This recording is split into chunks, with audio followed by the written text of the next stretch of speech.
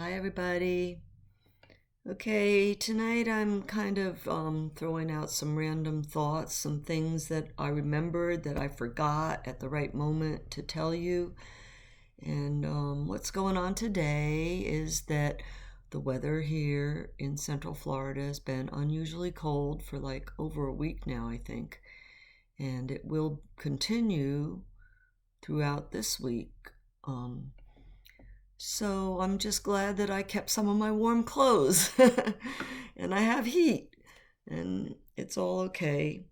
I do miss going in the pool, which is my main exercise, and I haven't been feeling so good as far as my energy goes because I have this Epstein-Barr chronic syndrome. And again, yesterday it was really, really bad. I kind of figured out a cycle going on here. Um, so when it gets really bad and I feel like I'm dying, I just feel like my organs are shutting down because everything, that's how I feel. It's a horrible, just a heavy weight upon me, like it's effort, everything. My eyelids feel heavy, even if I might not feel sleepy, and even my cell phone feels heavy when I pick it up. Everything is heavy and hard. Everything is hard to do. And yesterday was one of those really, really bad days, and it seems like when it gets really bad like that, that's like the end of that cycle, and then the next day I feel better, which was today. I felt better. So thank God I felt better. And I was able to go. I'm on the welcoming committee at where I live here at this retirement community. And I was able to go today. They do it every 3 months at the clubhouse to welcome the new residents. So I was able to do that. That's nice thing. I think it's a good fit for me to do that. And I am doing my Bible study on Thursday mornings, which would be tomorrow. And we have made it to the book of Revelation, started in Genesis in January of 2020. And going through the Bible, just reading straight through and discussing it as we go, made it to Revelation. So Revelation's the hardest one to understand, being the leader. I am trying to really do a good presentation tomorrow. So I'm spending time on that. And I will be, especially until I finish Revelation. And then I don't know what we're going to do, how we're going to continue there. But the 4 horsemen of the apocalypse, that's what we're doing tomorrow. And I needed to research, which I did, because I like to present all the different views, at least the most popular views, and then we discuss them and cross-reference to other scriptures, because it's all through the Bible.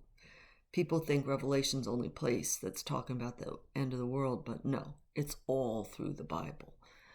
And so we do that, and it's all good. And I will get to my story. Okay, so we had a beautiful Siamese cat named Priscilla, but we always called her Prissy. We got her somehow when we moved to that nicer house where we're at right now. And Prissy had kittens a couple times, but we did keep Noonie, Mooney, and Night Night, 3 of them. And that was a good experience for the kids to see the kitties being born and all that.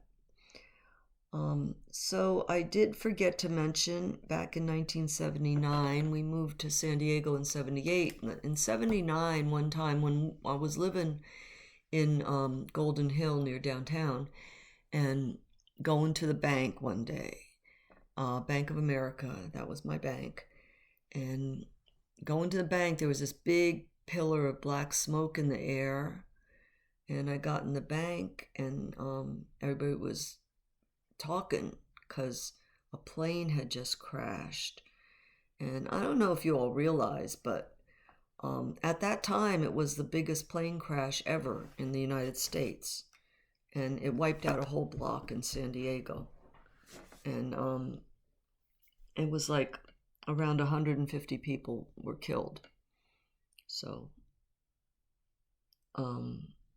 it's very sad that it's really been pretty much forgotten, because I looked it up just to check out the year, and I had to go to Google page 2 and 3 to read about it, because it was so far, hidden and old news that people have forgotten, and that's very sad. It happened in the afternoon. Obviously, people on the ground were killed also. The whole city block was wiped out, of homes in North Park. So I used to bring the kids to Balboa Park pretty often. On those days when I would take the car, when I dropped Bob off at the Respiratory College downtown, and I would take the kids sometimes, lots of times, first thing to Balboa Park in the morning. And we see the homeless people waking up and washing their faces in the water fountain and brushing their teeth and stuff in the water fountains. And they had a nice playground there. And one time when I was in Balboa Park with the kids, maybe Bob, I don't know, but they had some museums and different things there. They have a big amphitheater and, different things going on from time to time. It's a beautiful park. So one day I was there and I noticed this big crowd was gathering along the little throughway there. It's just a little tiny street that you could drive through. And so I'm like, what's going on, And I got in the crowd, and it was, here comes the limousine, and it was Prince Andrew from England. He was visiting Balboa Park, and I saw him. I got a real good glimpse of him in the window, and he waved and smiled at me and all that. So that was kind of cool. So I mentioned that how good the people at church were, and I want to tell you that there was this couple from Broadway Church in San Diego that wanted to sponsor us. They wanted to send us to Marriage Encounter. Maybe you've heard of that. It was quite popular back then. I never heard of it until I was invited to it, but then I found that it was quite popular. But it was a really nice thing where Bob and we were able to go for free because we were invited by this couple who had been through it. And they offered to take our kids. They took all 3 kids for the whole weekend. We stayed at a hotel with this Marriage Encounter group. And it's a Christian group, interdenominational. And you go there with your spouse, and they have all these different sessions where they talk about different things, and they talk about a lot of very intimate things because it's all married couples, and you write notes to each other, and they tell you things to practice and go back to your hotel room and do this and do that, and and then everybody eats together and all. It was very nice, and Bob and I really got a lot out of it. We both really enjoyed it. And even though at that time I didn't feel like we had any issues with our marriage, I thought we had a great marriage. I thought we were both very happy. But I think it did strengthen our marriage. I really felt like that. It was a good thing. The way it works is that, they ask for donations when you're there, and they use those donations to pay for future couples to go through the weekend, which is very nice. So our weekend was totally paid for. We gave little bit, whatever we could. We didn't have much, we never could have paid for it by ourselves. So that was a blessing. And those good people, again, from church that were always looking out for us. And I did around this time, we did become volunteers in the church. So Bob became a deacon, and he would lead out in the song service sometimes, and he taught adult Sabbath school sometimes, and I did a lot of different things. I became church treasurer, and I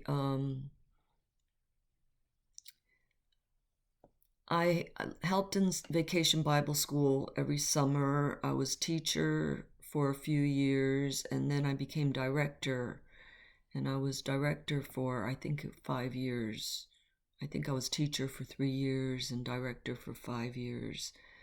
And Vacation Bible School was the biggest thing our church did. It was a really well attended, like everybody in our little area where we lived, everybody sent their kids.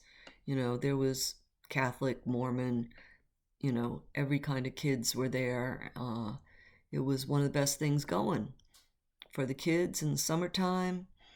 And all the parents would come to our closing program. It was very similar, identical, really, to the way it was in Vacation Bible School when I was a kid in the Methodist Church. Same kind of deal.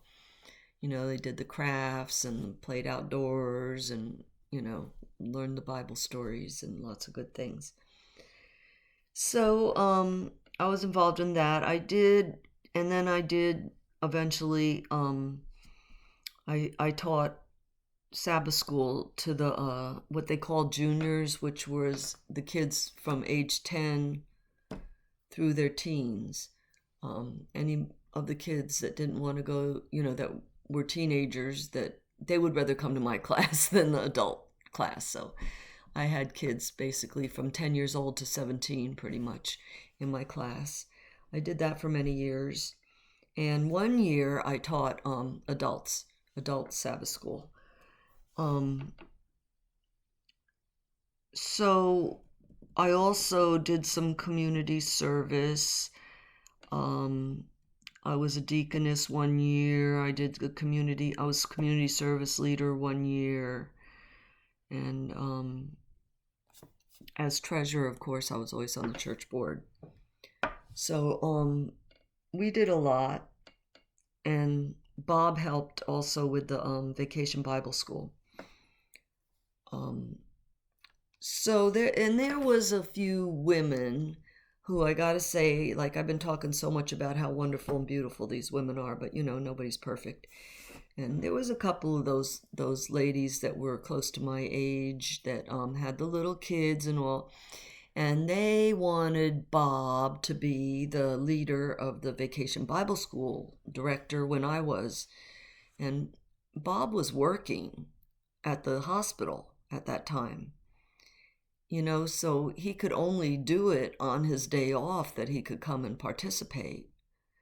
And at all, like, he had one day off during the week, and these ladies were actually, it was not nice because, they just wanted Bob so bad because they just liked his personality better than me. They just, and he probably was a more, charismatic type, personality and more likable, whatever, but he couldn't do it. And, it was me, whether he liked it or not, it was me. So anyway, there was a couple, really two, that were very critical of me. And also a Sabbath school teacher often gave me a hard time. The one lady would call me the night before and want me to review with her what my lesson was going to be, because she wanted to make sure that I had it right before I taught her kids. And I didn't go there. That's not the way you do to a teacher. That's not right.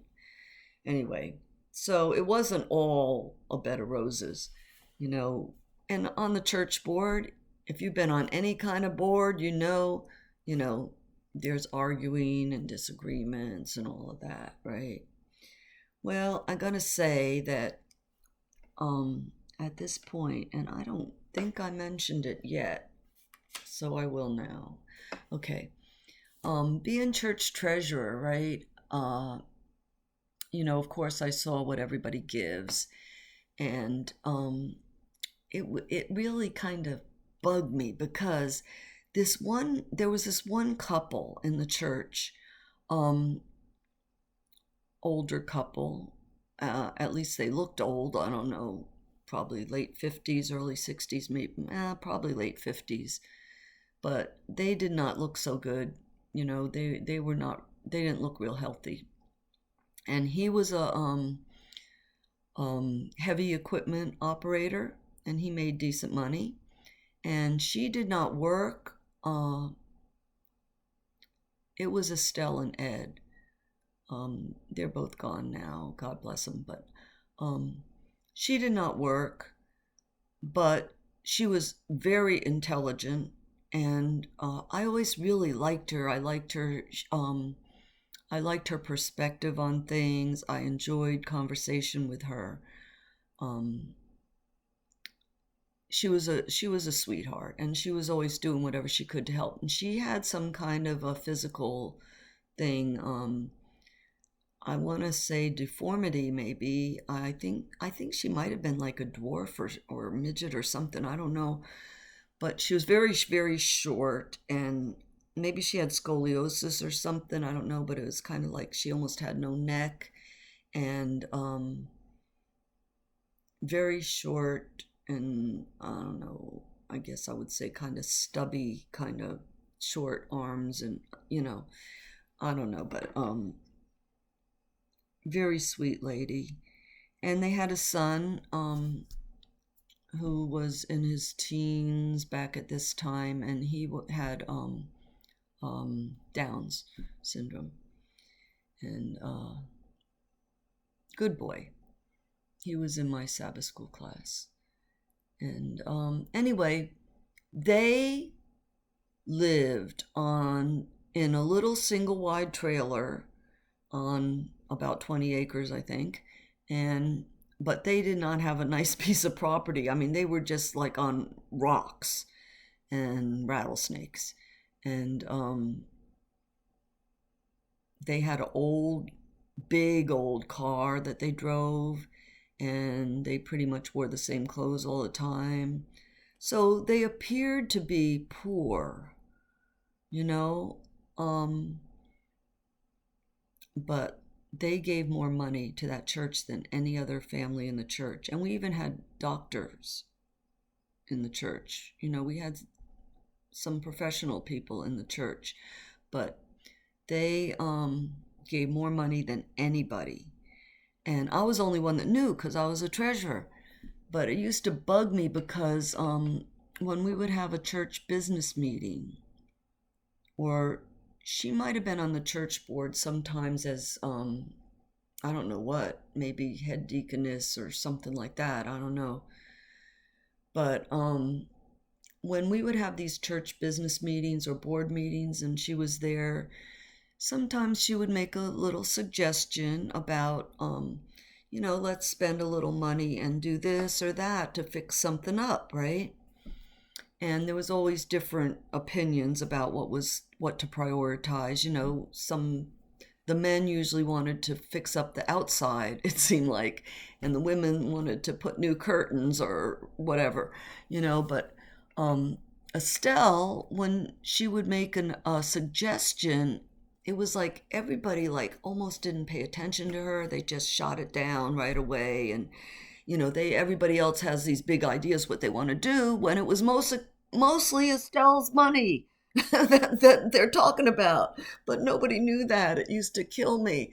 And one day I pulled the pastor aside and I said, I got something I really want to tell you. As treasurer, I said, I know I'm not supposed to tell you, but I'm just dying to tell you. I got it. I really, really want to tell you this. And he just said, nope, not allowed. Nope, I don't want to hear it. I don't want to hear it. So I could never tell anybody. You're the first ones I'm telling. So just saying, don't judge. You never know. Don't judge people on their appearance. You have no idea.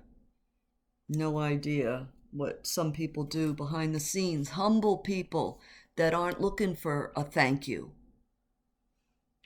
Yep, those are the really good ones. Those are the really Christ-like people.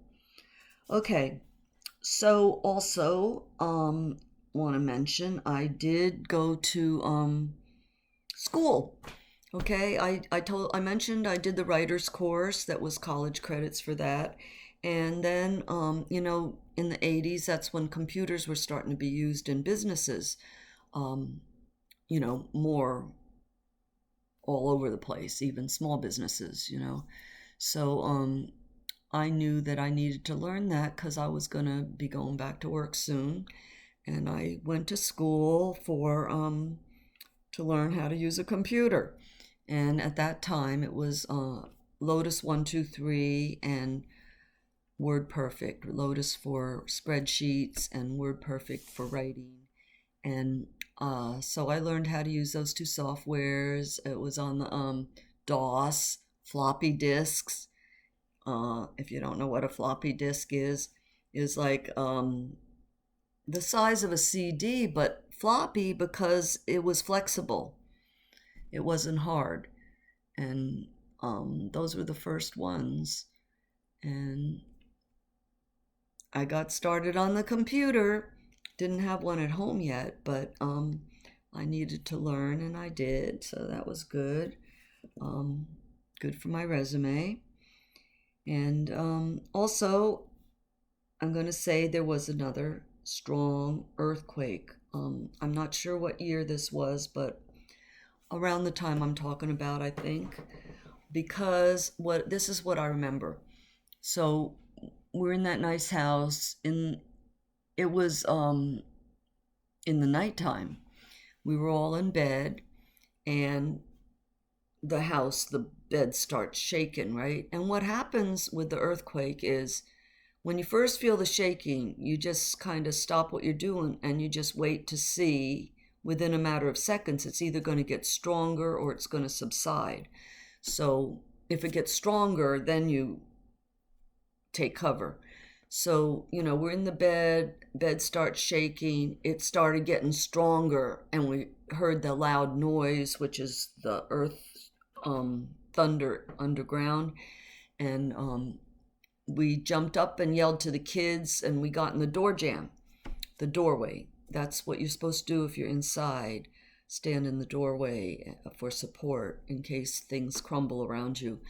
And so we got in the doorway and yelled for the three kids. They all got out of bed, and we all just huddled together in the doorway between the bedroom and the hall. And it was a strong one. And like I say, I don't remember where it was centered. I don't remember how strong it was, but I'm thinking, it was probably around a 6, and it couldn't have been too far. So the next morning we found that we had a stucco house, and it made a great big crack all the way up the side of the house. And we had a propane tank in the back, which we had never used. It was empty, but it halfway sunk into the ground. So that's how strong it was. That's the damage we had, and but nothing, serious for us. Now, living in Southern California, we had learned very early on that you just can't have fragile stuff around. You can't have pictures on the walls unless you have a toggle bolt.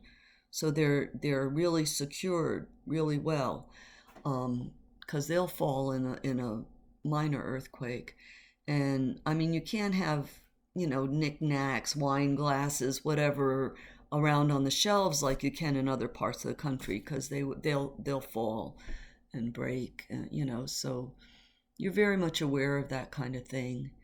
You get used to it. But those two, I told you about the other one earlier. Those were the two strongest quakes that I had experienced. One other I'll tell you about when I get there, but not really that bad, but one other that I definitely recall. So I guess that might be it for today. Okay, nothing too exciting, but a few things I didn't want to leave out. Okay, thanks for watching. God bless you.